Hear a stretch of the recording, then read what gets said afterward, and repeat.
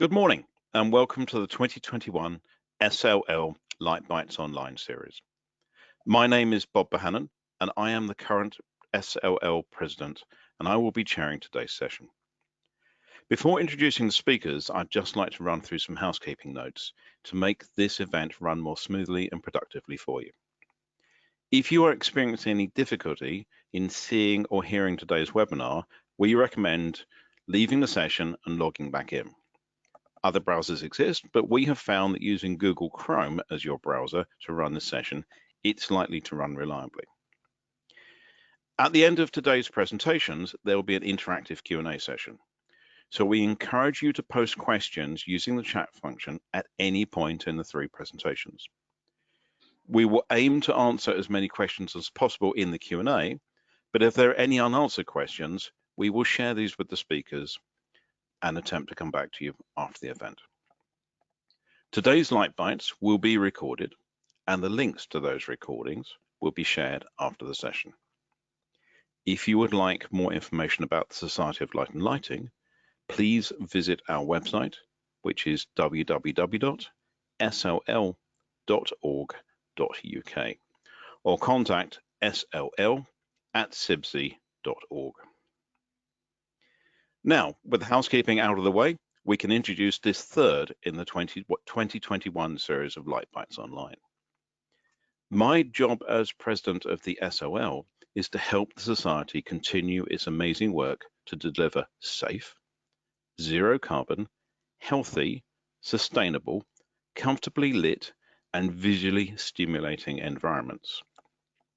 The COVID-19 lockdowns temporarily cut CO2 emissions, but also triggered a huge economic contraction.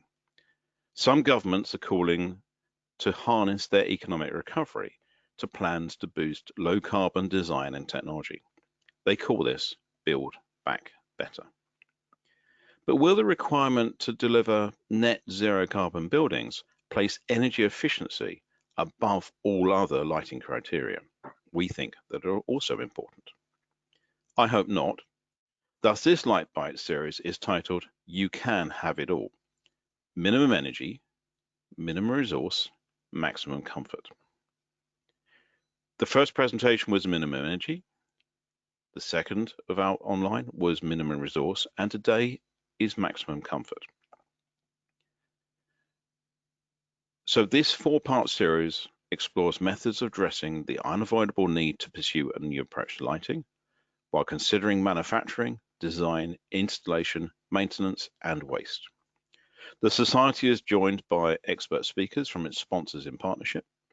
We have Steve Shackleton, Fellow of the Society of Light and Lighting, Applications Manager at Thargoholt UK, Helen Looms, Fellow of the Society of Light and Lighting, Head of Trilux Academy, the Trilux Group, and Tim Bowes, Member of the Society of Light and Lighting, Head of Lighting and Application at Whitecroft.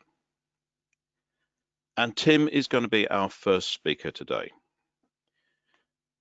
Tim will be discussing what is meant by good lighting with reference to current standards and World 2. And if I can give some background on Tim. Tim is Head of Lighting Applications at Whitecroft Lighting, has been involved in the lighting industry for over 18 years, with experience in lighting design, product development, and training. Tim is actively involved within the lighting industry, being Vice Chair of the LIA Technical Committee, was a member of the task group who wrote the recently published SLL Lighting Guide 2, Hospitals and Healthcare Buildings, and is now also an advisor to the light concept for WELL.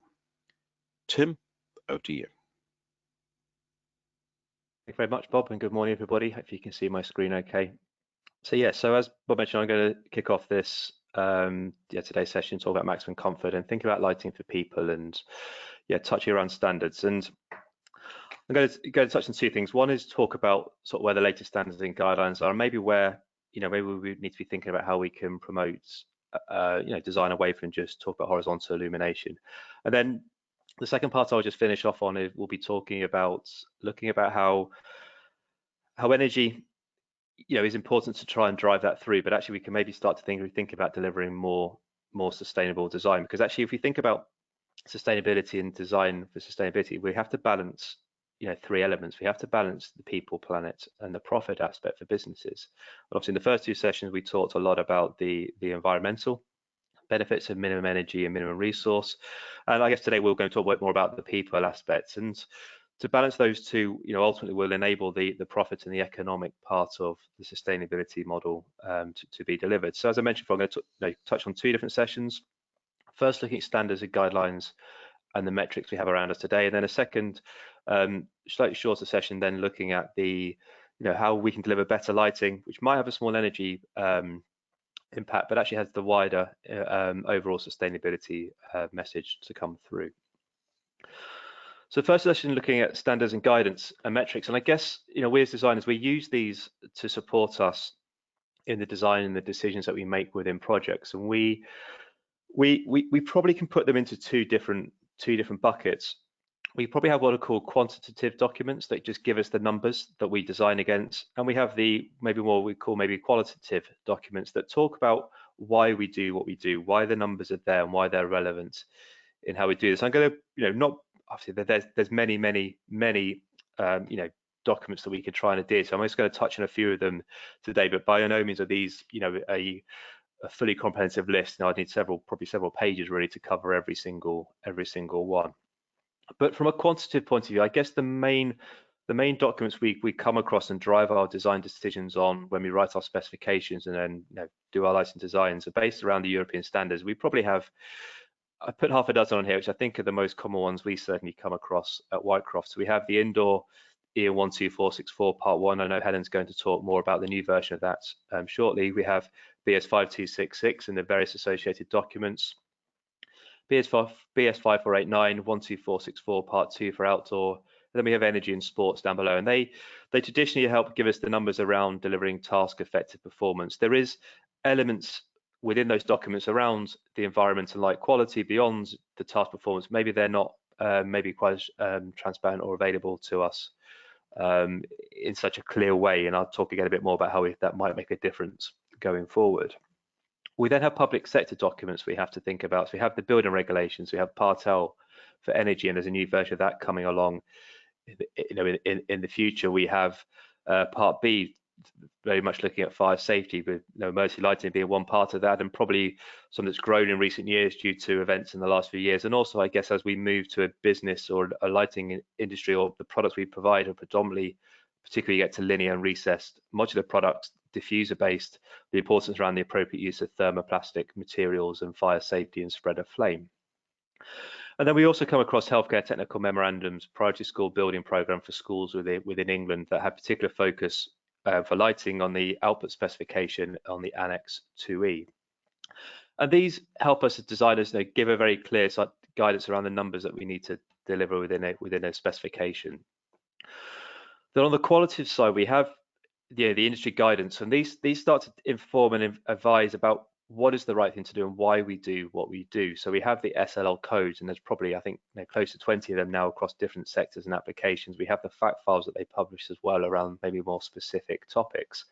We have the IOP guidance documents, we have the LAA technical bulletins, we have BCO guides, and I think one that's certainly we're seeing grow with inquiries and requests we're having is around the WELL standard. And the WELL guideline version 2 was published last year, very much driving through the importance around light quality and not ignoring the importance of energy and the importance of that wider environmental impact, but making sure that the spaces we're doing first and foremost are appropriate to deliver the best lit environment from a health and well-being point of view going forward. And I guess the other part of qualitative that we have is the research we do, and just a very few examples on there. We see some research around the importance of light as and age. We see potential about future requirements and different lighting levels to suit age. We see the equivalent melaноpic lux circadian stimulus looking at circadian design. We see lighting design objects, LIDOs, double dynamic lighting. I know Steve will talk about thinking about the environment that we're in as well. Maybe trying to frame what the qualitative documents have, then ultimately what the quantitative documents will also include.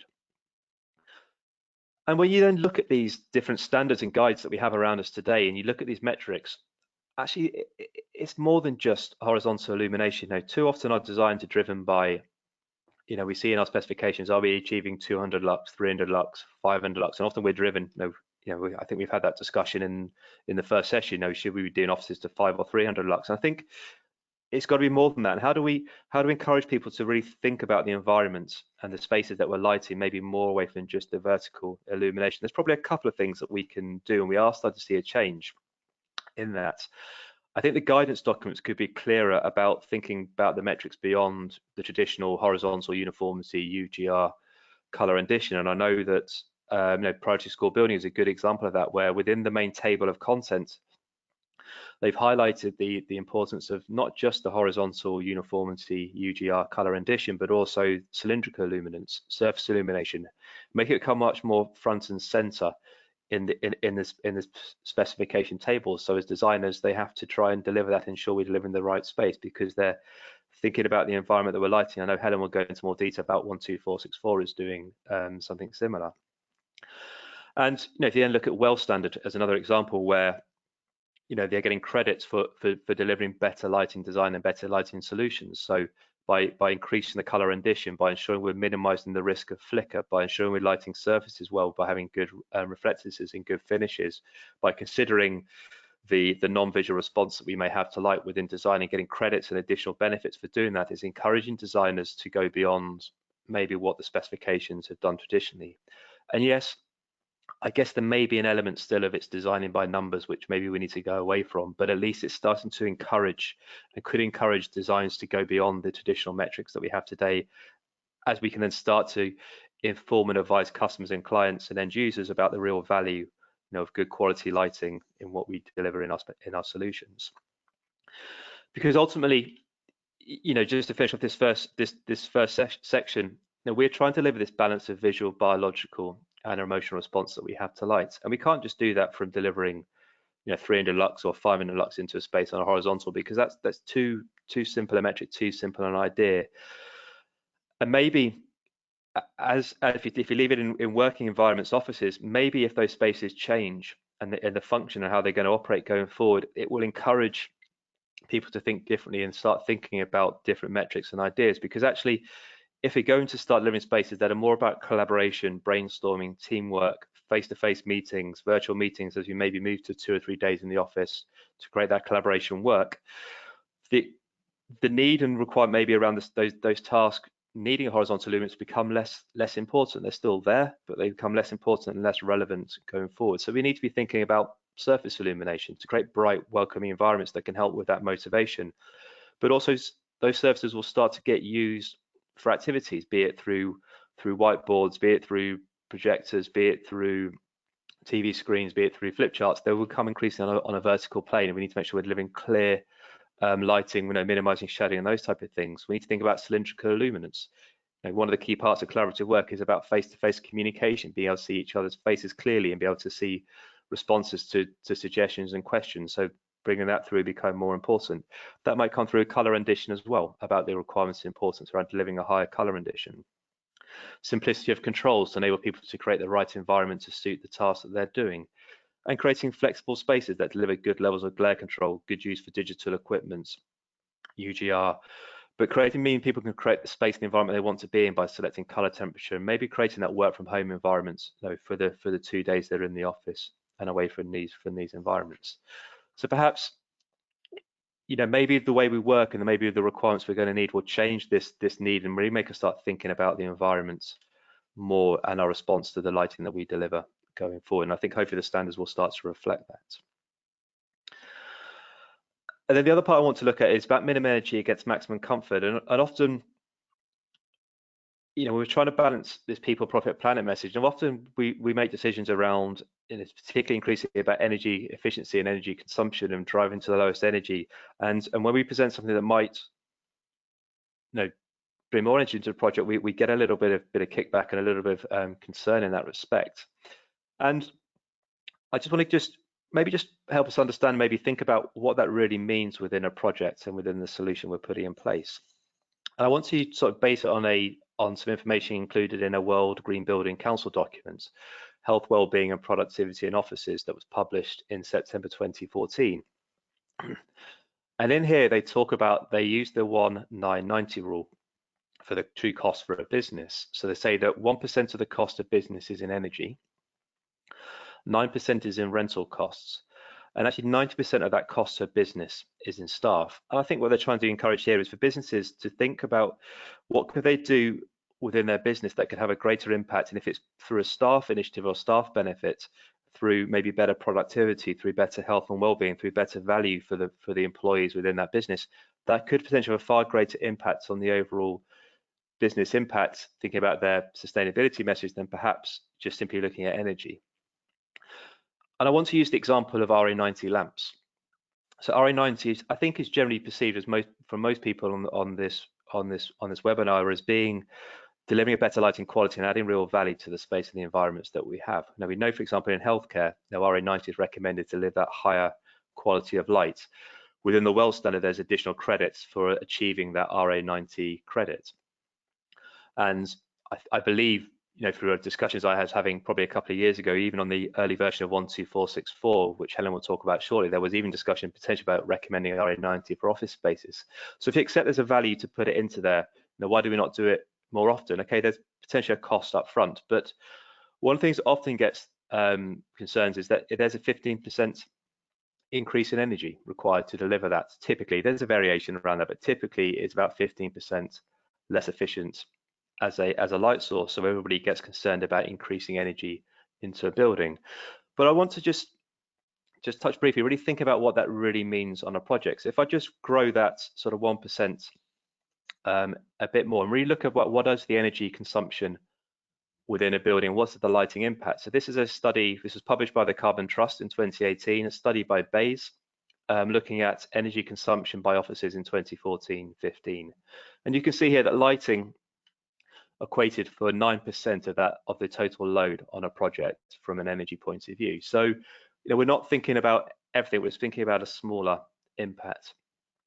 But I think the first thing I probably want to do is, and there's an element of, hopefully you understand, there's an element of a couple of assumptions here, but these figures were published in 2014-15. Obviously we've moved on a lot within the lighting. There would have been a small amount of LED factored into that energy consumption, but not studied the way we are today with moving energy on through lighting and smart control systems. I think if we were to apply maybe a 40% reduction in lighting to be more respective of today, I think that'd be more accurate. And we'll say that there's an improvement of 10% across the other energy consumers in the space. And what that does is it changes the lighting load in total now, instead of being 9% down to 6.5%. So that's using a typical traditional solution. But what if we bring RA90 into the scheme now as well within, what's the overall impact on the project? And as I mentioned before, RA90 has a 15% energy impact on the scheme. But of course, we don't need to apply it to every single area. So if I take the WELL standard as an example of where they say you should apply RA90, they say all areas apart from circulation.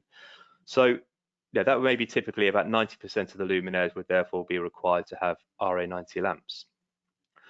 So that's now going to increase the percentage of the lighting overall on the project to about 7.3%, of which 6.4 is the general lighting, but the RA90 is only adding 0.9% to the total lighting load to the total energy loading on the project. So actually, when we start thinking about this project as a whole, it's only a relatively small impact on the total project. If we then look at it in line with that 9-1-9-90 rule that we talked about before, we're actually talking here about 0.01% of the total business cost would be impacted by including RA90 lamps into the project. So 1/10,000th of the cost of business. And to put that into some numbers, if you say a business has an operating cost of £1 million a year, of that mix of people, rent and energy, by putting RA90 lamps into the project, that would be the equivalent of adding £100 to the cost of the business. A very small amount of money will be added to the cost of the business. But if we then think, what could that do to the better environment, about improving productivity, improving health and well-being, balancing with some of the other areas we have to consider, thinking about the increased value to employees, even if that just made a 0.5% improvement to the cost for that business, because of less absenteeism, better staff retention, better productivity in the environment, just 0.5%, that would be the equivalent of nearly £4,500 of saving made back for the business. When you then compare it with a £100 cost for the additional energy consumption on the RA90, does that start to create a slightly more powerful message about how we have to then think about balancing energy and light quality? So just to conclude, and I'll pass back to Bob, and look forward to the Q&A. Just to conclude, we have to make sure everything we're doing in what we're undertaking here, we have to balance this people, profits, and also planet consideration. I think we need to start thinking about how we can consider the whole environment in the solutions we're putting in place, and moving it on from just talk about horizontal luminance and thinking about the spaces we're creating. And maybe guidelines is a way for us to be able to try and drive that through, and I think we're starting to see what benefit that can have going forward. And of course, we have to make sure we're balancing the energy consumption and the light quality on projects that we're undertaking going forward, and make sure we're not just being thinking that more energy equals a poorer solution in the grand scheme of things. Thank you very much, Bob. I'll pass back to you, and look forward to the Q&A. Tim, thank you very much. Interesting as ever. That was good. Great. Now, our next speaker is Helen Looms, FSLL, Innovation Lead for Tralux Academy. Helen has 40 years of experience in the lighting industry since her early years in a photometric laboratory. Helen is Vice President of the Society of Light and Lighting, as well as being involved with BSI and ISO, supporting global standards and communication on human-centric lighting. Helen's presentation will be looking at the requirements outlined in BSEN 12464, 2011, and what to expect from the revised edition. Helen. Thank you, Bob, and hello, everyone. For me, comfortable lighting conditions are something that can work in tandem with energy efficiency and sustainability. And our guides are here to support us in this ambition. So I want to guide you through the new changes to EN 12464 Part 1. These are important changes because this EN standard feeds into the lighting guides, like Lighting Guide 7 for offices and the SLL code for lighting, as Tim said. So we can expect these changes to filter through even into the documents such as WELL eventually. And energy efficiency has always been the cornerstone of lighting for indoor workplaces that we know as EN 12464 Part 1. When the standard was developed further in 2011, it demanded good lighting solutions rather than giving design tick boxes, and more importance was given to the visual task area in relation to the surrounding space. An additional advantage was that this also reduced the amount of energy used in total, only putting light where it's needed, and ultimately this represents good lighting practice. Now we have a new version which aims to take this philosophy further, giving more design freedom and encouraging a considered approach to the whole space. The overall result, however, is that the space becomes more comfortable and considered for the user. The quality of light has always been important for, the quality of light has always been important, but it's now taken a stage further, and it touches into considerations of using light for supporting our biological requirements. More importantly, focus is now placed upon the personal circumstances and the requirements of the user, and no longer assuming that we're all perfect 25-year-olds.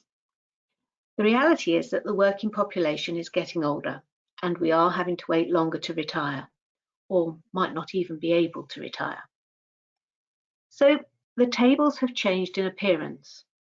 In the future, there will be two values, and this is the main change, for illuminance. This means there will be a lighting range. The old standard asked for consideration of wall and ceiling illuminance, but now there is more detail regarding the effect of light within the space, and therefore of the people within it. One new aspect is the fact that a concept like space and spatial design is described in the standard. The relevance of objects and people are emphasised, and a balanced brightness and overall impression of the space is a new goal. In view of this, there are now 3 further illuminance requirements for designing the space properly. These are cylindrical, wall, and ceiling. The new illuminance range extends over 1 to 2 illuminance steps on the scale of illuminance. And these are values when the average person can identify a change in light levels. If you think in a brightly lit area, we need a large change in levels to be able to detect it, but in a dimly lit space, we can notice much smaller changes. These are not maximum and minimum figures. They are ranges to consider. So for small detail, where perception of the visual task becomes more difficult, there are 2 levels, and in exceptional cases, there is only 1 level. But designers can adjust by 1 step if the task demands it, such as a very small task, extended time, low visual capacity of the worker, or if errors might be costly to rectify.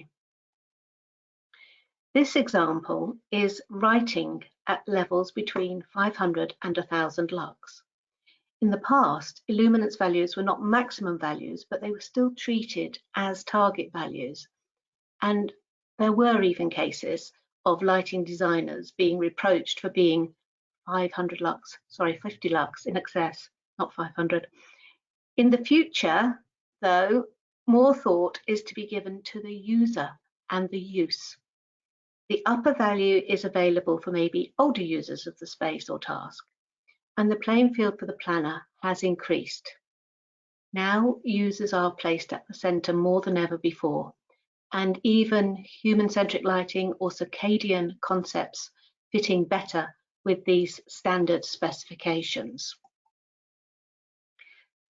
So now lighting should be adjustable to the actual user needs, and control systems are highly recommended. The design should ensure that the light levels are met by artificial light alone.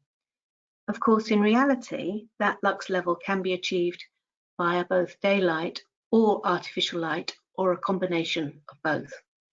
But an adjustable system ensures that the benefits of available daylight are maximised, space occupancy is taken into account, changing visual tasks are accommodated.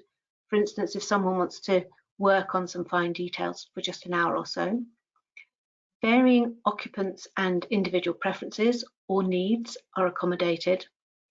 And the standard recommends using the upper design value to permit the user full use of the illuminance and the environment. Designing a basic lighting installation which only fulfills the minimum criteria constricts these benefits provided by good quality of light. Now, the term circadian lighting refers to lighting applications which focus on human well-being in a particular way. And awareness of the influence of lighting on health and well-being of people has increasingly developed due to the impact of new and far-reaching findings from intense research activity all over the world. And these findings lead to a new definition for good light. In addition to creating good visual conditions and spatial light effects, the spectral composition of the light during the course of the day must be considered, varying with time of day.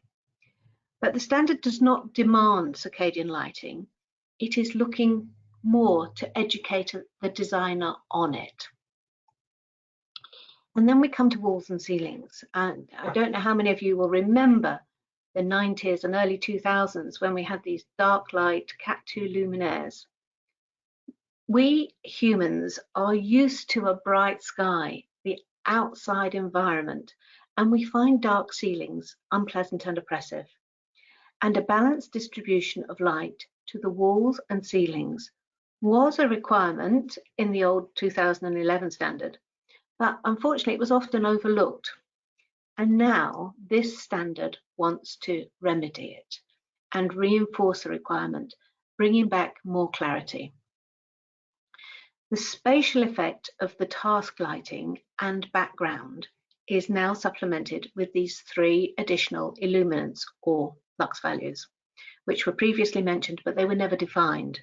So we now have new emphasis on cylindrical illuminance, which is the average of the 4 illuminance values in the direction of the main axes. The intent is improved recognizability of people and faces, as well as other objects in the space. And then we have a defined level for walls and also for the ceilings. So these 3 elements are now concrete descriptions in the standard, and they can very easily be output by Dialux, Relux, AGI 32, etc.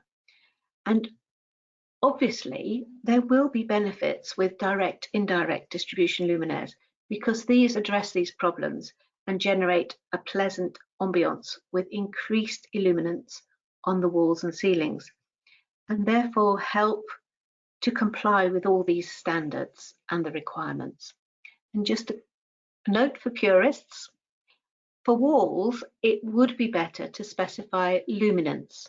However, in practice, this would lead to very impractical and excessive illuminance values, especially if there was a dark color scheme used in the room. So this is why illuminance was used and agreed upon as the term to use.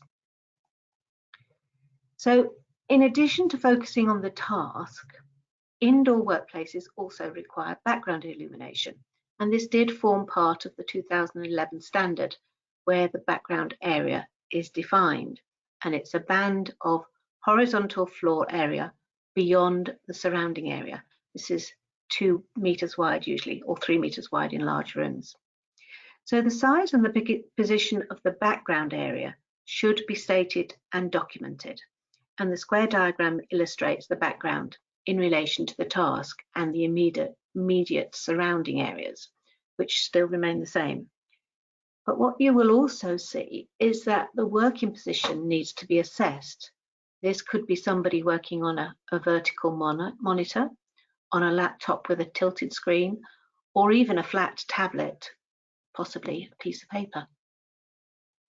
So if the task light levels need to be increased by 1 step, maybe due to this extremely small detailed work, then the cylindrical wall and ceiling illuminances should also increase by 1 step as well.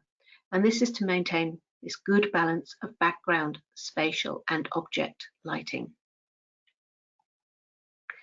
Now, we all know luminaires and sunlight can cause glare, resulting in discomfort or impaired perception of objects, or even the task itself.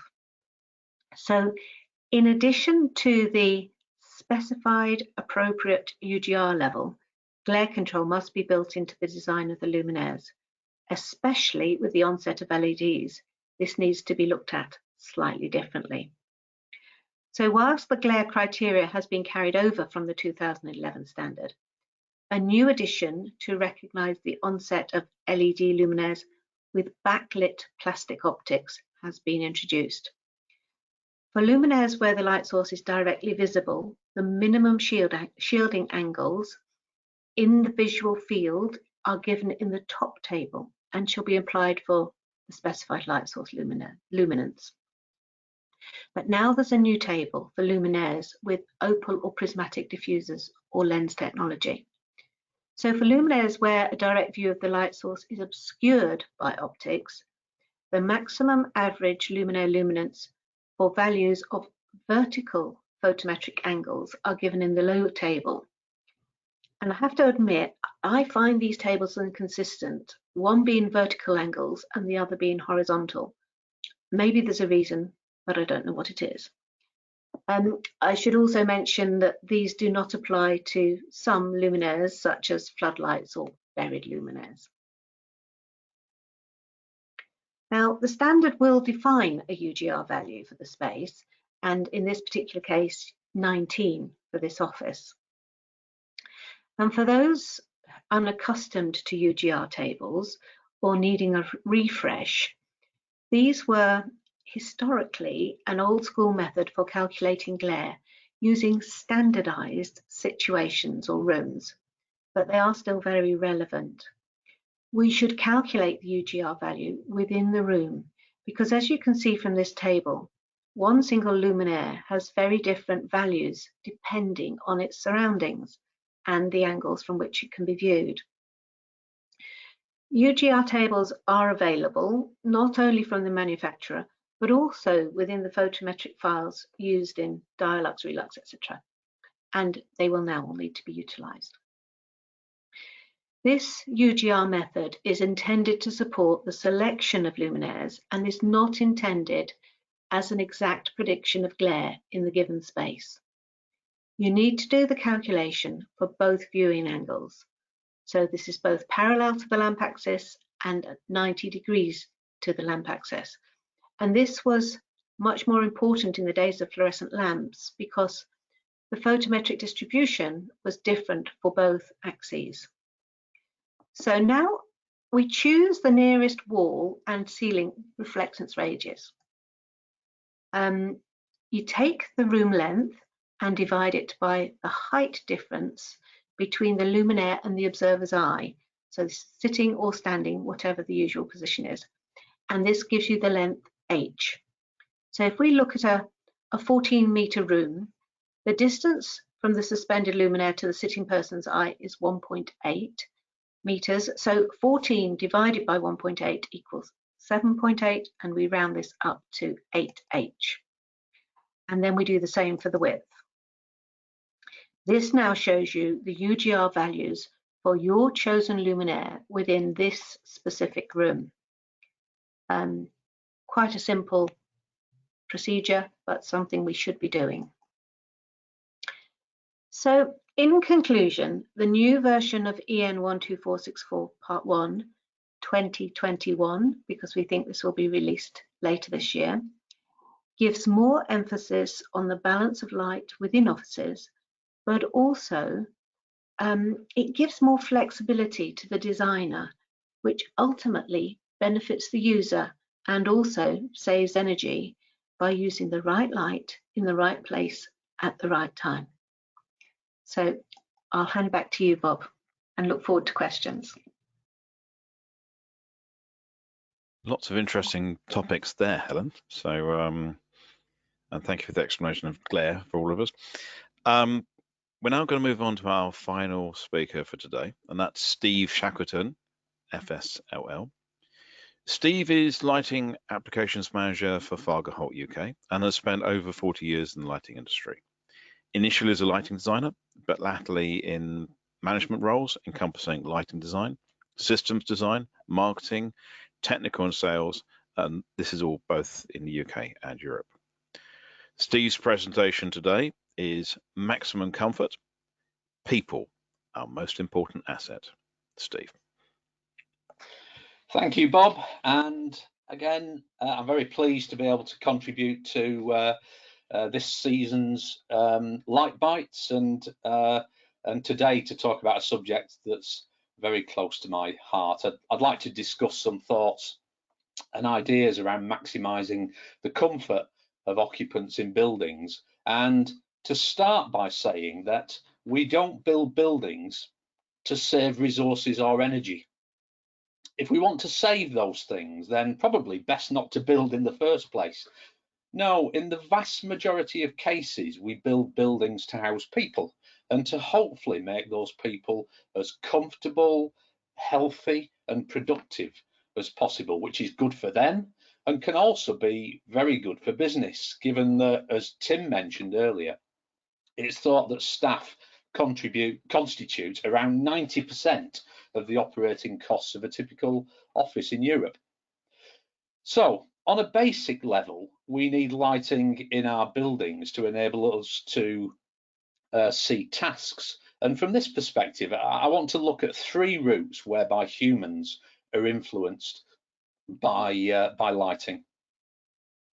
Firstly, lighting changes the visibility of tasks, and things that are easier to see are generally easier and more comfortable to do. But as we've just heard from Helen, there is no one size fits all. The performance of the human visual system varies widely and it diminishes with age. Older eyes are simply not as efficient as younger eyes. And the UK has now reached a point where people over 50 comprise almost a third of the working age population and almost half the adult population. So our codes of practice, and I'm pleased to see EN 12464 is addressing this, give recommended illuminance levels for various tasks and applications. But of course, along with our visual needs, some individuals will prefer less and some will prefer more. The amount of light we provide, along with our age, eyesight, and the size and contrast of the task, helps determine how easy things are for us to see. And it may come as a surprise that whilst providing 300 to 500 lux in offices is pretty typical, a typical 25-year-old reading good quality printed text needs only about 20 lux with any extra, bringing little additional benefit, although it has to be said, I want probably more like 2020. Interestingly, at our normal interior light levels, research also shows that higher colour temperatures can reduce the diameter of the pupil in our eyes, which actually increases visual acuity and improves task visibility. So it has to be said that there is no normal, there is no one size fits all when it comes to lighting. And a significant challenge is to give people what they need and crucially what they want from their lighting. So equipping workplaces with lighting that allows individual occupants to choose not only their preferred light level, but also maybe the colour temperature and perhaps even the directional qualities of light, could help them optimise visibility and comfort for the task at hand, and also help satisfy their personal preferences. For maximum benefit, the controls would, of course, need to be easily accessible and easy to use. Wall switches and control panels could suffice, but in the smartphone era, access via personal handheld devices perhaps seems preferable. However the control is provided, the key is allowing users to precisely tune the lighting to their visual needs and preferences, and this often has an added bonus. Now, whilst our knowledge in some areas of lighting is surprisingly patchy, there are numerous pieces of research, some of which are shown here on the screen, that point to individual lighting controls being a very significant contributor to workplace satisfaction, allowing really people to look after themselves by providing that freedom of choice. So as those pieces of research show, it seems clear that occupiers want control of their lighting to improve comfort and satisfy their personal preferences, and that simply providing control is known to bring increased environmental satisfaction with the potential, follow-on economic benefits to organisations. And as we heard in the earlier LightByte on energy, personal control can also lead to lower energy bills, as it seems the majority tend to reduce their use of lighting, a real win-win situation. So on to my second subject, which is under a heading of motivation, where I'll discuss whether lighting can influence our mood and motivation to do a task and our comfort. We know that people prefer daylight to artificial light, and also that our varying preference for light colour temperature is strongly related to culture, with Westerners, for example, generally feeling more comfortable in warmer colour temperatures, whilst those from the East prefer the opposite. I also think that we intuitively know that lighting affects how we feel, but before now the body of scientific evidence was perhaps quite narrowly focused and maybe somewhat disjointed. However, the recently published double dynamic lighting research clearly shows that lighting can improve the perceived quality of the environment for better atmospherics and well-being. It showed that improved mood and motivation can result through better engagement, with the resulting comfortable, motivated and engaged individuals being more positive and more productive. Now, the DDL research looked at two main areas of investigation, hence double dynamic lighting. Firstly, compared to normal static lighting, which is often uniform and lacking in the flow and modelling and zones associated with daylight, the researchers investigated the best ratios of direct to diffuse lighting, excuse me, sunlight to skylight, if you will, and how that influences the resulting lighting effect in a workplace. So this was based on the idea of adding directional lighting to the overall predominantly diffuse ambient lighting in a space in an attempt to light the task areas with directionality and flow, and replicating the inflow of daylight from side windows. Secondly, the research investigated what might be the best combinations of cool, warm and neutral colour temperature light for different external sky conditions and daylight levels. Now, as you can probably imagine, there are lots of variables and potential combinations there, so the research was complex and time-consuming. But after nearly 4 years of detailed study, the researchers have given us clear design recommendations. Office lighting should have both direct and diffuse components, with direct light in the range of 20 to 40% of the total and mimicking side light from windows to create a flow of light to enhance the natural feel of the environment. The combination of direct and diffuse light should also be used to create the desired modelling effects and to give personalised light zones. Oops. Excuse me. Furthermore, different colour temperatures of office lighting should be provided, with normally warmer direct task lighting mimicking sunlight and cool or neutral diffuse lighting to represent skylight. The diffuse lighting component should vary dependent on sky condition, with neutral white for overcast and cooler white for times of clear sky. And this was found to positively contribute to the perceived atmosphere of a space. Further, light levels should be a minimum of 500 lux on the task and 300 lux in the space, which coincides with part of EN 12464. In addition, the directional light component should be able to be personalized to meet the user's needs with adjustable intensity and color temperature. The researchers said that such personalization is important due to variations in the visual comfort or perceived atmosphere needs of different individuals, as we heard earlier, and this mirrors those research findings that we saw in a previous slide.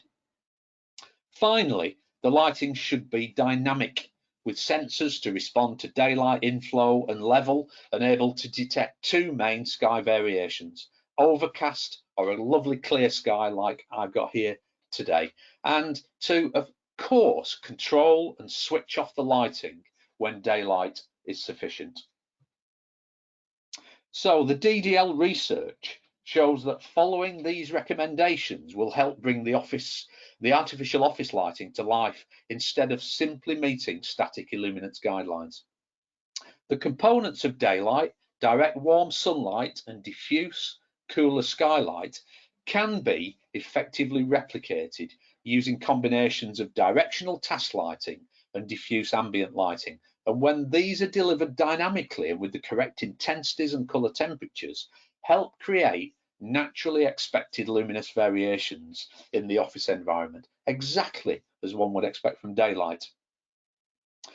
Double dynamic lighting can make use of familiar luminaires with their functions managed by appropriate lighting controls, which, whilst incorporating sophisticated control algorithms, shouldn't be any more challenging to specify and install than conventional high functionality systems.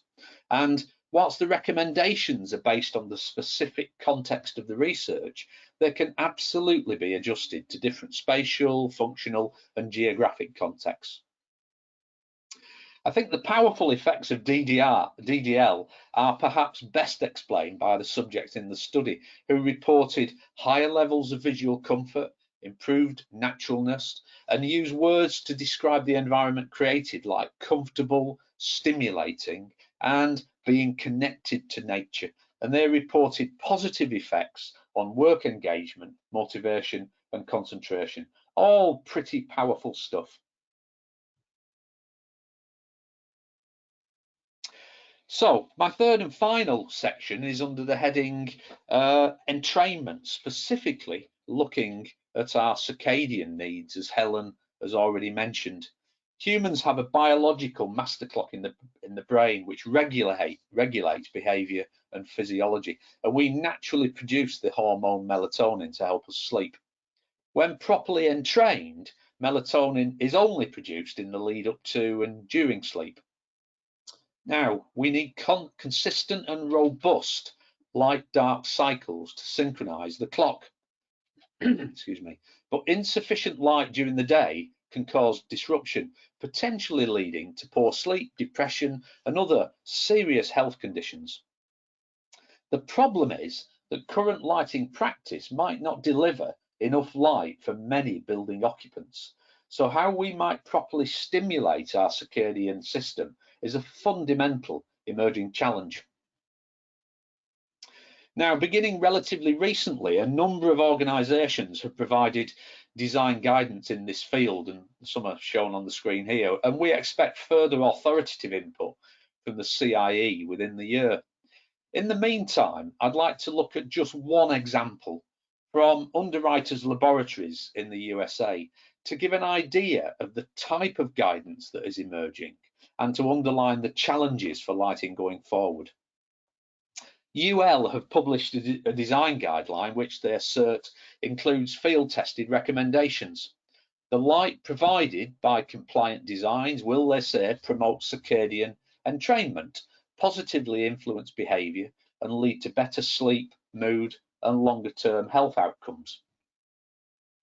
Specifically, the guideline specifies a minimum of 2 hours circadian effective light incident at the observer's eyes between 7 AM and 4 PM. And if it isn't going to be provided all day, then it must start in the morning. The light needs to be equivalent to that which would suppress melatonin at night by at least 30%, which their research has shown is sufficient for entraining. In the evening and at night, lighting should be restricted to have low levels of melatonin suppression. So the right lighting for those working late in the office, looking forward to the office, is equally important, as is lighting in later evening, although we in the lighting industry may have little control over that, except perhaps from a user education standpoint. UL have given a new design process to follow, and it seems to be reasonably straightforward. Select the luminaire type, source its output spectrum from the manufacturer, and calculate at least 10 vertical illuminance values across the space in question. Input these values and the spectrum into an online freely available calculator published by the Lighting Research Centre at Rensselaer Institute, and check whether the 30% melatonin suppression value is met. Now, always make sure that the spectrum used is from the luminaire and not merely from the bare LEDs, as reflectors and optics can alter the spectrum, and markedly so where perhaps optically inferior materials are used. To give an idea of scale and to enable a greatly simplified approach, the UL guidance states that providing 500 lux of white light vertical at the eyes using most commercially available LEDs should provide sufficient melatonin suppression and adequate circadian entrainment. Of course, providing 500 lux vertical presents some challenges, not least of which will be increased energy consumption. Bypassing UL's simplified approach and following the detailed design process they suggest instead will help minimize energy use, as will carefully selecting the luminaire types and possibly adding wall washers or task lights.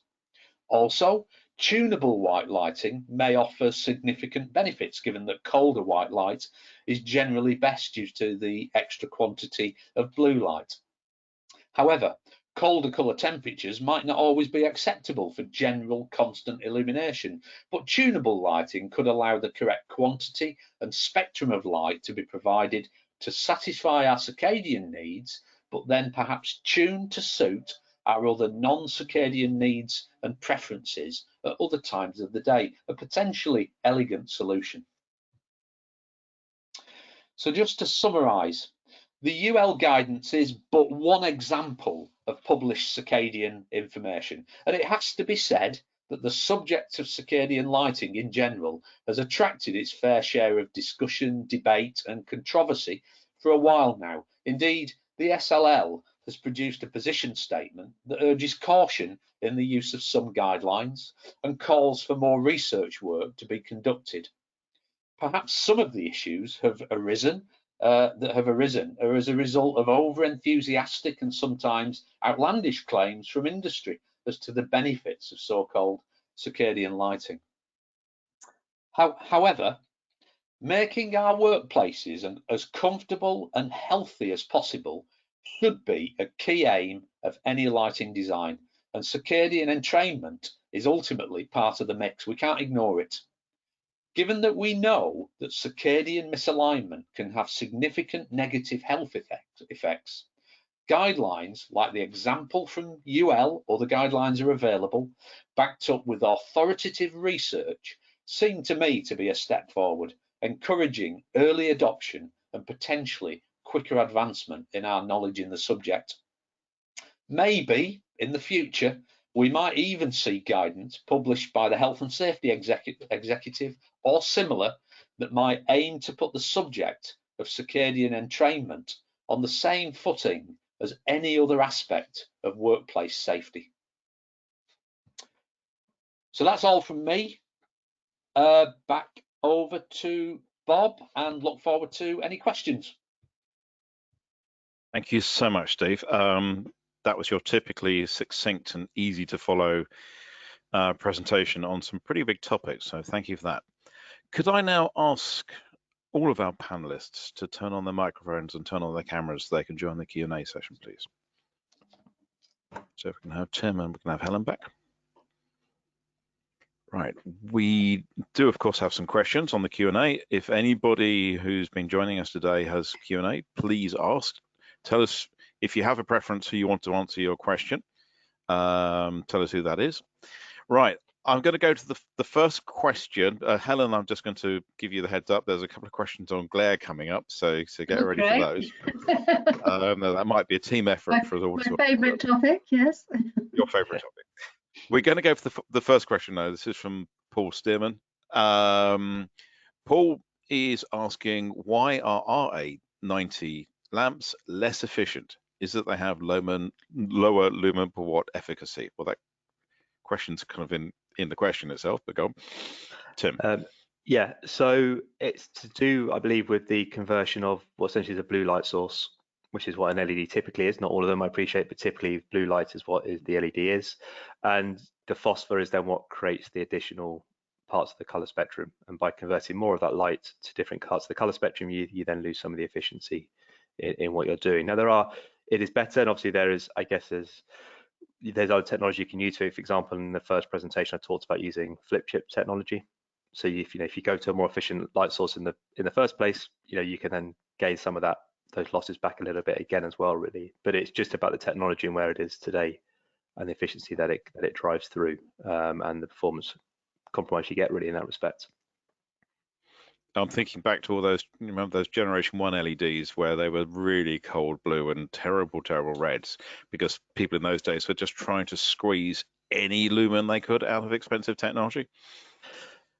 I think as well, it's probably worth highlighting the same issue is there with fluorescent. LED hasn't brought a new thing in that respect. Fluorescent had the similar challenge around delivering the luminous efficiency and and creating the RA90. Again, because it came from a blue light source predominantly with the gases to convert it to the wider spectrum. Tim's answered that pretty well, but Steve and Helen, do you want to any further points on that? I think he covered all the points actually. So. Thank you, Helen.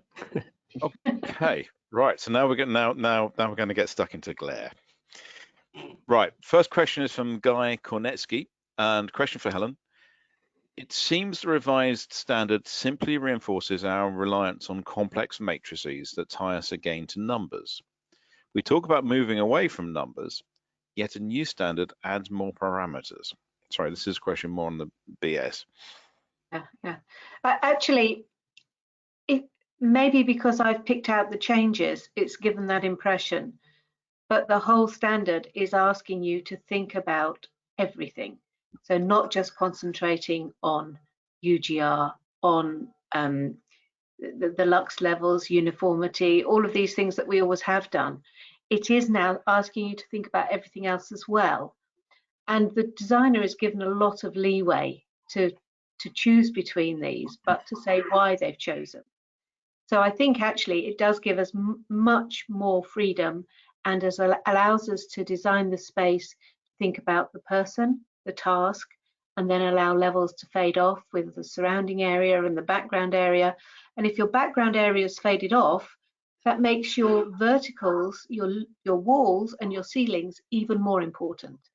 So if you have this lovely combination of lighting the walls and then allowing a little bit of light and shade on your horizontal illuminants, making sure you've got enough on the task, cylindrical illuminants, you can end up with a really varied and stimulating lighting design.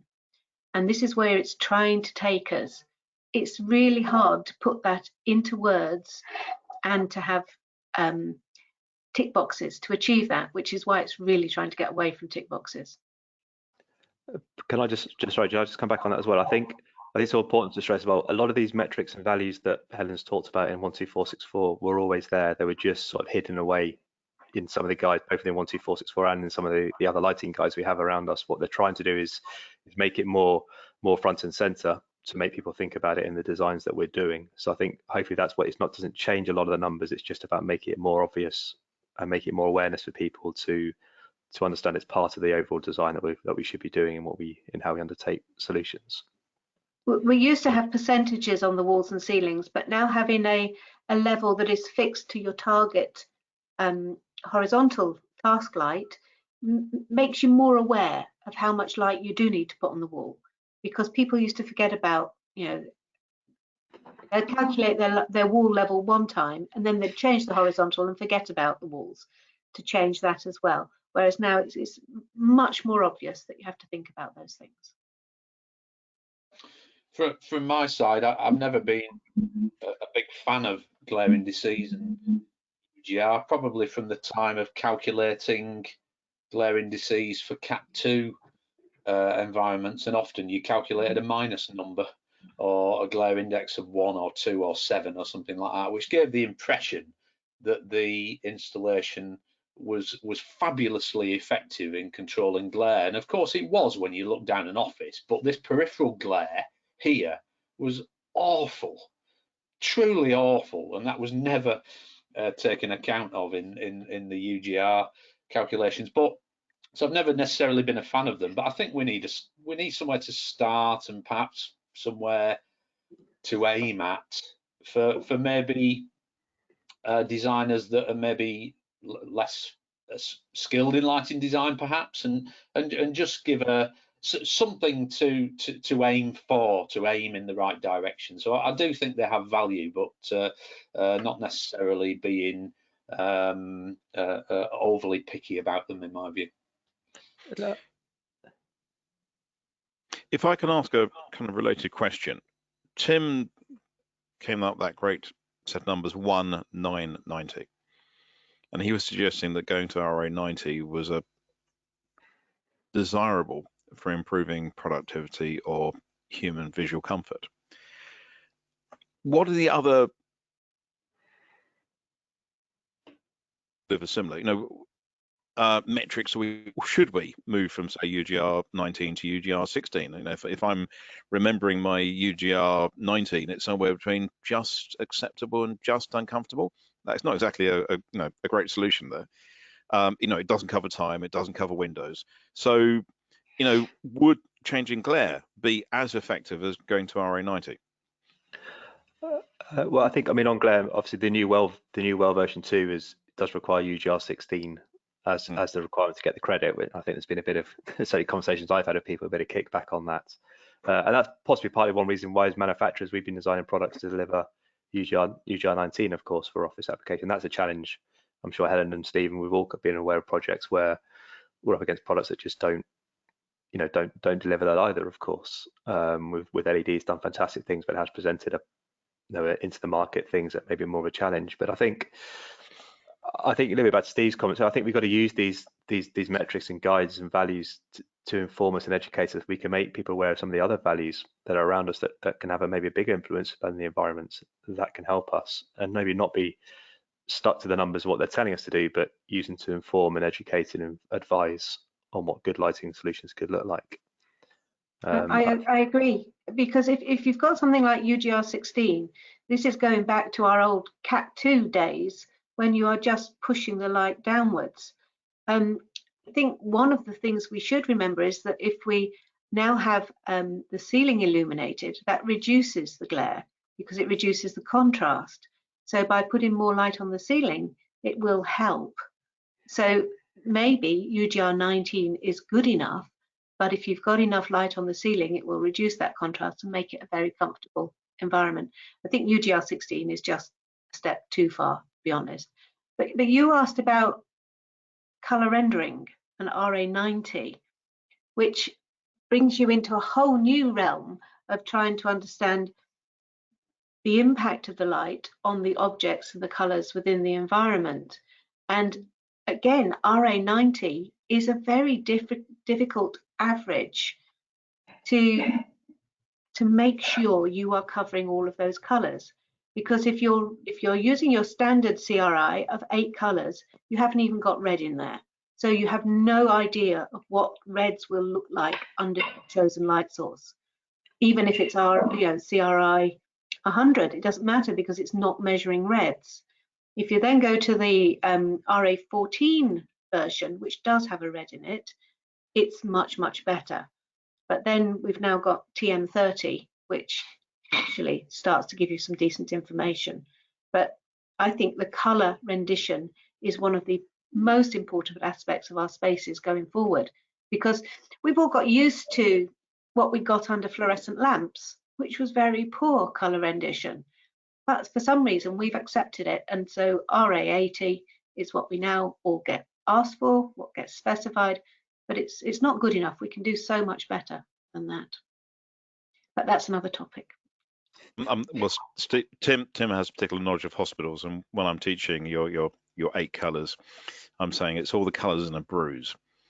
None of them are particularly great, but it's missing, it's missing your good reds and it's missing your skin tones of different races. Steve, do you want to chip in there?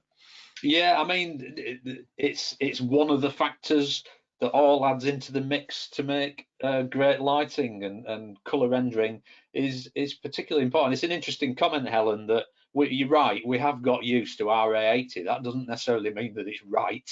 What we've really got used to is daylight and the colour rendering from daylight. So perhaps we should be doing better. And I agree with Tim that, in lighting, to up lighting quality, sometimes you have to invest a bit more in energy and cost, upfront costs for the products. But as I said at the start of my presentation, I don't believe we build buildings to save energy and resources. We build buildings to house people, whether it's a school, a factory, an office, whatever. Most buildings have people, and our lighting should be there to get the very best out of those people. And I think that's not just from a comfort perspective, but also with the circadian thing. It's potentially a health aspect as well. So yes, colour rendering is critically important in the whole mix. Right. Question, this one's to Helen again, staying on glare, and this is from Les Thomas. The new version of 12464 Part 1 suggests using the UGR tables instead of observers in the calculation software. It looks at each luminaire individually. However, when you combine 2 different types of luminaires, one could have a positive effect in terms of UGR, especially for an example, a downlight and a direct indirect pendant, as there will be higher level of ceiling brightness, helping reduce the glare. But there's no way to take this into account. No. No, I do agree, because you've only got your 70, 50, 20 reflectances to determine what your room is giving you. So if you are putting light on the ceiling in some way or another, whether it's direct, indirect, or maybe specific luminaires to light your ceiling and your walls, you can't show that in your glare calculation, your UGR calculation. So yeah, it's a crude measure, and I think if you've got a reasonable UGR, you can probably make the situation better, which is why I don't like UGR 16. I think 19 should be our most stringent, really. It's not a perfect situation. We have to use, as a lighting designer, you have to use your knowledge as well to make it the perfect indoor lighting design. Tim? Yeah, I think I'll just refer back to what I said before, which we've got to just try and use the information we have around us to make those informed decisions. And if yes, the UGR table can only work and give you the results and readouts or dialects with one type of product on a uniform array when you look at the table, and it gives you a very good steer towards whether that product is suitable or not. And if you've got a product that is very good and one that isn't, you've got to use our experience and knowledge just to understand how that would balance the space out ultimately in design. And maybe that may be a need to include some observers as some typical examples to understand how that product might perform in the space. But we've got to use the information around us to do that. And like Helen said, it's not perfect. It is, yeah, as far as I'm aware, the main thing we have around us to define glare is somebody going. I think I said in a presentation of several months ago, and is somebody really going to go invest all the time and effort to go and create a new glare method calculation? I'm not sure whether that's going to happen or whether that's feasible. But we have to use it as a guide for doing what we think is the right thing to do in projects, and it gives a very good idea. If you've got a product that's, I'm sure Helen, I see products and projects with people offering UGR 25, 26, 27 on products, particularly this skinny linear continuous products. Architects specifying 30 mil wide and direct only because the ceiling's black. There's no way that can work just from a science point. Just from a technically it cannot work, but people are still putting it forward because the first thing we've got to do is make sure people are aware of the importance of glare and understand the metrics that they are, so the products are specified correctly, and then from there we can then start to advise, use experience with the confidence of people who have the knowledge to do the right thing going forward. Steve, you're nodding. Anything to add to that? Yeah, I mean the problem with numbers is lighting can become a bit of a tick box exercise, can't it? And I think Leslie's right there. Putting light into the volume of the space on the surfaces can help, but that might not be reflected in the glare calculation. But I suppose as lighting designers, we need to articulate the benefits of putting that light into the space with our clients and hope that they believe us because it's true. We've got to keep telling the stories rather than saying, yes, we've hit this tick box number, so therefore it's as good as it can be, when it might not be at all. Yeah. I think all of you in some way actually answered a comment which has just come in from Paul Robinson. And Paul's saying the assessment of discomfort glare using existing UGR tables is an imprecise science with little evidence of the actual link in present time between these approximate glare values and the actual glare noted by people, particularly in relation to the replacement of fluorescent lighting by LED. So should there not be a completed re-examination of assessment of glare based on UGR method to account for today's lighting systems? Now, if I'm remembering rightly, out of our first edition of LightBytes this year, we thought we had to completely reevaluate the whole of maintenance factor. So now I think we might be picking glare, and I think the team has answered that. Yeah, it's an imprecise science, but it's giving us a rule of thumb, and we have to, at some point, we do have to engage our brains as well, even though the trouble is what goes on a specification or what is deliverable is a number. Sorry, Paul. Can I Bob, ask can I just come back on that Yeah. quickly? Just because I think it does highlight something. I think it's also about education of people when we're doing, particularly on refurbishments. You know, when people leave an office on a Friday with Cat 2, Cat 3 louvers, 2,700 Kelvin lamps, probably living a couple hundred lux if they're lucky. Somebody comes in and installs a lighting solution. Now, maybe glare compliant or not, I guess is the question with some flat panel products, 500 lux, fixed output, so you're overlit. You know, it's about educating people, informing what's going to happen when they move into that space. I think is part of it as well. We have to make people aware what the changes are and the change in the environment that you'll get. Some people love it, some people will hate it, but I think we got to not just let the numbers do. We need to tell people who are in that space. I think one of the comments Steve and Helen both mentioned about people being important. They're the people who are going to be in that space. We need to tell them what's going to happen when they move into that space and how it's going to change. Because if you don't do that, that's when we create issues and problems. Absolutely. I'm going to ask a question of Steve. He was showing us some of the presentation by Underwriters Laboratory. If we are trying to control, our melanomic lux, and we're also talking about having bright ceilings, and this is relating back to BSE and 12464, should we be changing our ceiling luminance towards the end of the day? Because we've said if you have double dynamic, we could quickly imagine that we're used to having a bright sky and some diffuse and direct component. But what happens when we come to the end of the day? Would we prefer something lower and warmer and therefore lower the ceiling luminance? Yeah, potentially. I think I saw an installation once where we had some tunable white downlights around the perimeter. And I'll never forget that during the day when those were colder, those were tuned to colder colour temperature and it just worked. And as soon as it started to go dusk and dark, those tuned to a warmer colour temperature and it just worked.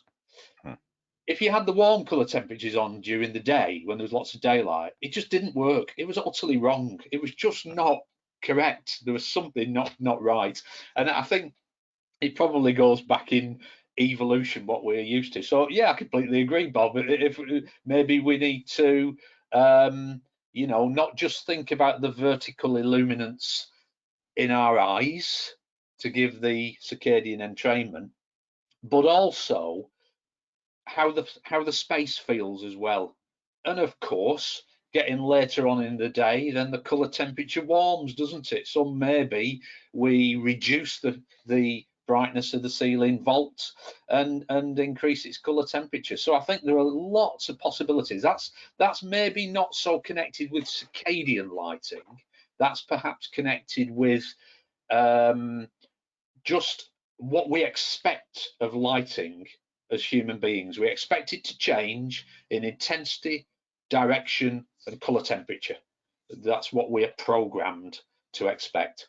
And anything that mimics that and simulates that, for me, is a good thing. Although I don't think it substitutes for light into our eyes, which is what circadian lighting is all about. So they're perhaps two slightly different things, but probably equally important in my view. Helen? Can I just put in a plug for the webinar that the SLL are doing in 2 weeks' time? So this is going to be a webinar for recommendations of melanopic lighting design, and it's the Manchester group who call themselves now the International Workshop on Circadian and Neurophysical Photometry. So I'm really looking forward to it, because I'm going to host this with Professor Deborah Skeen, and there will be 3 other experts from that workshop talking about their findings and the recommendations that they've made in the paper that was it was in the LightBytes newsletter 2 issues ago, and they put their recommendations in there. So they're publishing this paper and it's still out for peer review, and that should be published very soon, but they're going to talk about it. So we should get to understand why they've come up with these recommendations. And so I'm hoping we really get some good insight into it. Thanks. In 2 weeks' time. Well, there's another plug coming up, because the Mal Calire, hopefully I pronounced that correctly. He's asked, should facilities managers be more engaged now with their electrical supply chain, especially if they are SMEs, on their understanding and knowledge of lighting standards, improvements, etc.? Well, we've just come out with LG20, the lighting guide for facilities managers. So there's the book to go and buy. So that's a shameless plug. And but Tim, want to comment on that? Facilities managers and their knowledge?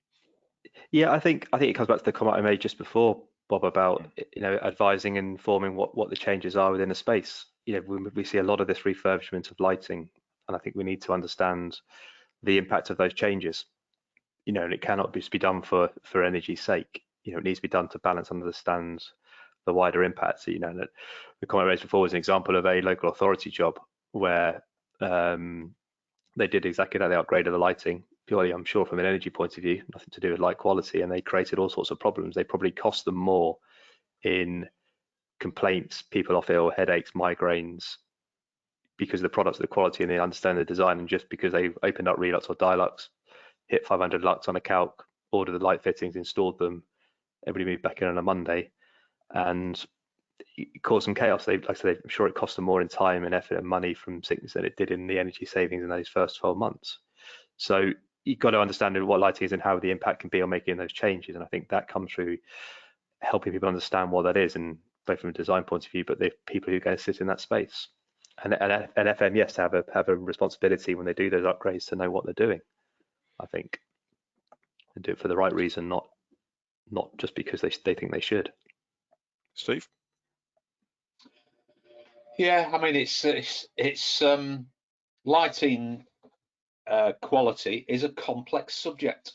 It covers an awful lot of areas, and a simple refurb of putting new lights in existing holes to deliver an illuminance level in a space potentially can miss a lot of the opportunities that great lighting can bring to interiors. So I think everybody in the chain needs to be better educated and understand what the potential is for the benefits that lighting can bring to interior and exterior environments as well. Yeah, it's so important that we keep talking about lighting quality, and for me it's always been top of the agenda. It has to be take precedent over energy. Oh yes, sorry, I said that. And resource use. It is the most important thing. Otherwise, let's not build the building in the first place and put lighting in it. We have to get the best from the lighting. So everybody in the chain needs to be educated and value what great lighting is and what it can deliver. Helen? Anything to add? Yeah, I mean, I suppose it's our reason for being. We need to educate everybody, not just the facilities managers, and I think there is a little bit of hope, because people are now understanding that they shouldn't be using their screens late at night before they go to bed, and slightly understanding why. They're also seeing the benefit of daylight, having worked at home over the past year and been perhaps a little bit more in touch with what's happening outside. So I do sort of sense a little bit of a groundswell in trying to find out a bit more about lighting, and we somehow have got to spread our message to a wider audience to get them interested in lighting, but it's a huge task. Huge. I'm new to shameless plug, so the LG20 go buy one, but I'm also and this is I'm thinking back to a project I looked at, an industrial project a few years back, and they'd made a series of interesting energy saving decisions on their lighting, and I went round and found some chap working using like a 200-ton brake press in so little light I could barely read my light meter. In the end, I had to gently suggest, look, the sign outside your factory should say, we make great parts for the following industry, using, in very small type, using as little as energy as possible, not what you seem to be thinking as the facilities team, we don't use any electricity. because your quality, your staff costs, and in actual fact, just trying to stop having somebody getting into an industrial accident are super important here. That's a very interesting comment, Bob. I think the so that is the worst type of lighting, because that sounds like it's causing a clear and present danger. And then you get the next type of lighting, which the BCO talked about a few years ago, which was simply giving an absence of bad.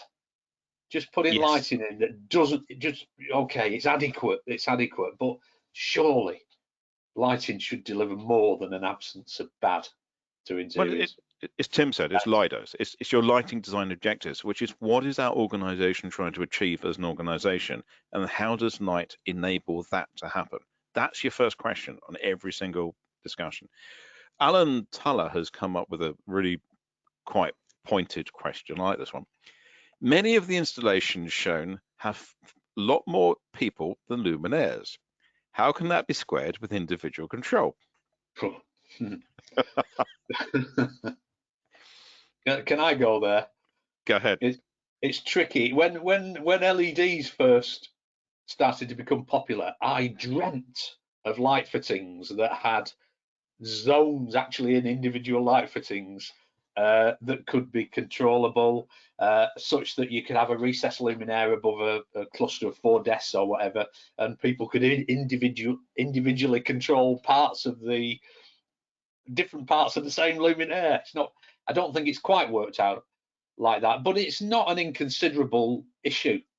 It's difficult, especially the way we design offices, for example, in the UK, where we generally don't know where the desks are going to be.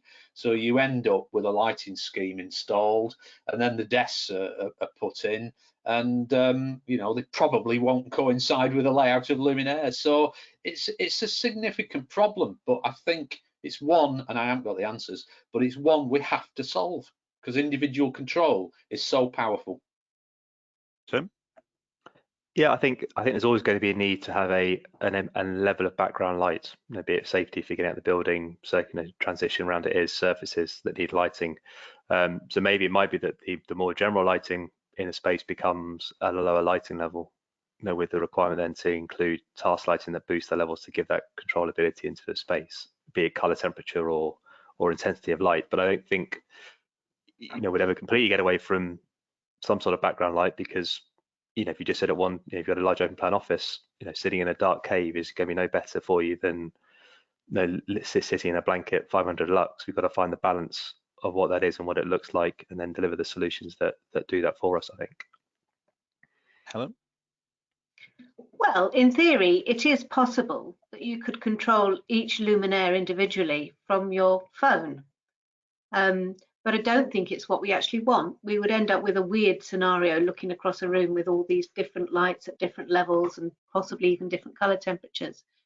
So I agree with Tim completely. If we have a much lower ambient level, but we do have to then think about the walls and the ceilings, walls especially, separately. If we put wall washing on our walls, then provide a low level of ambient light and then allow people to have task lighting, freestanding lighting, desk lighting, whatever's going on that they can control individually, you start to build up all these different layers to create a really interesting lighting scheme, but people still have a bit of control over their own environment.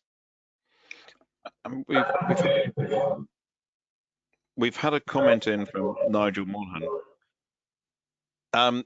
Is the answer to vertical illuminance in the eye as an aid to circadian entrainment? My apologies, I think I'm missing the first line of this. Is the answer to vertical illuminance in the eye as an aid to circadian entrainment, as well as giving individuals control of their meeting and sorry, this is not reading properly. Well, what he's really saying is the answer to give them local task lighting. That gives them local control. It gives them potential color change. It gives, we're then delivering Tim's background illuminance to the floors and circulation lighting, and it allows them to have, if need be, circadian lighting. What do you think? But this is what we were talking about in the last LightBytes. very much putting task lighting on the desk and all of the advantages it can bring.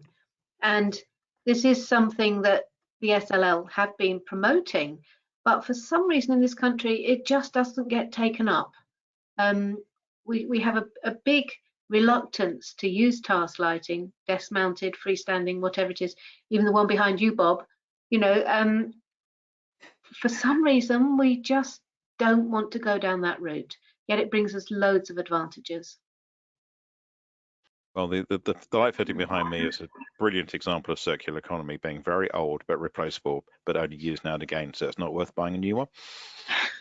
So I use it when I need it. I'm going to draw this session to a close as we've come to the end of our time. Any questions which we haven't had a chance to answer, and thank you for a set of really, really good questions, and thank you to the panelists for answering them. We'll come back to you. Now, it's kind of same time, same place next Wednesday, so that's 28th of April, starting at 11 o'clock. That's session 4, and it's including our guest speakers, Emilio Hernandez, of lighting designer. He's a co-founder of Storm and chair of the Green Light Alliance. And we've also got Mark Riddler, head of lighting at BDP. And that's going to be a circular economy roundtable discussion. Again, please join us, ask your questions. And I would just like to finally thank our 3 speakers today, Steve Shackleton of Fagerholt, Tim Bowes of Whitecroft, and Helen's of Trilux. Thank you very, very much, and brilliant presentations, and thanks for your answers. So from us, thanks a lot. Good to see you. Bye-bye. Yes. Take care. Yes.